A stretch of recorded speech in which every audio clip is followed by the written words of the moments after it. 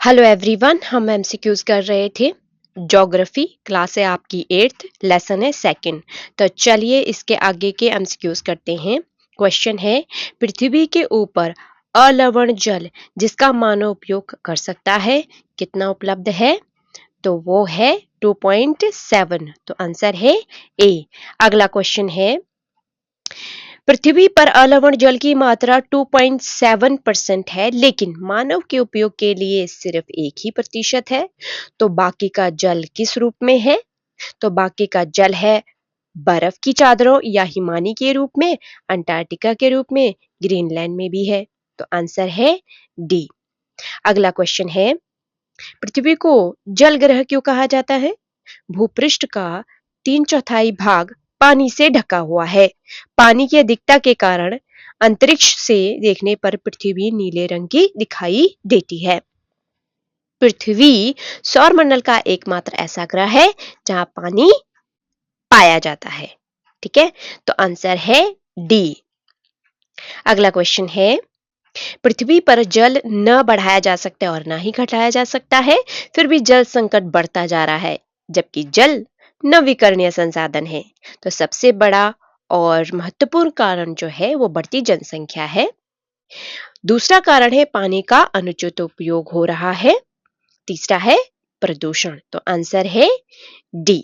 अगला क्वेश्चन है, शरीर के अंदर पानी के माध्यम से पहुंचकर पेस्टिसाइड तथा धातु के कण अत्यधिक हानि पहुंचाते हैं। तो इस घटना को क्या कहा जाता है? तो घटना को कहा जाता है बायो मैग्निफिकेशन। अगला क्वेश्चन है, सौराष्ट्र प्रदेश के किस शहर के निवासी अन्य वस्तुओं की तरह जल को भी बाजार में व्यापारियों से खरीदते हैं? ये जो सौराष्ट्र प्रदेश है वो गुजरात में है। गुजरात में सौराष्ट्र प्रदेश के अंदर अमरेला शहर है। वहां की जनसंख्या 1.25 लाख है और यहाँ पे पानी व्यापारियों से खरीदते हैं लोग। ठीक है, अगला क्वेश्चन है, जल के अंदर पाए जाने वाले प्रमुख संदूषक यानी कंटेमिनेंट्स कौन कौन से हैं? तो आंशिक रूप से शोधित वाहित मल, कृषि में उपयोग किए गए रसायन और इंडस्ट्रियल एफिलेंट्स, ये सभी नॉन बायोडिग्रेडेबल है। तो आंसर है डी। अगला क्वेश्चन है, जल संसाधन के संरक्षण के लिए क्या क्या उपाय हैं?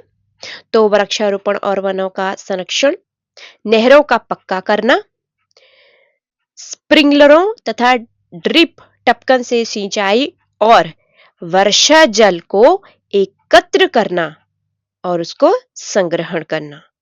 संग्रहण मतलब स्टोर करना उसको। ठीक है, तो आंसर है डी। अगला क्वेश्चन है, स्थल मंडल, जलमंडल, वायुमंडल के बीच जुड़े एक सीमित क्षेत्र को क्या कहा जाता है और इसकी क्या विशेषता है?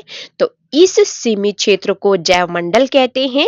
जैवमंडल में सभी जीवित जातियों का अस्तित्व एक दूसरे से परस्पर संबंधित है। जीवन के अस्तित्व को बनाए रखने वाला यह क्षेत्र पारितंत्र कहलाया जाता है, यानी कि इकोसिस्टम। और पारितंत्र में असंतुलन से जैव विकास भी बाधित होता है। ठीक है, तो आंसर है ई। अगला क्वेश्चन है, वह कौन सा पक्षी है जो मृत जीव जंतुओं को खाकर हमारे वातावरण को स्वच्छ रखता है और इनकी प्रजाति क्यों विलुप्त होती जा रही है? इसको क्या कहा जाता है? गिद्ध, वल्चर। ठीक है, इसको स्कैवेंजर भी कहा जाता है।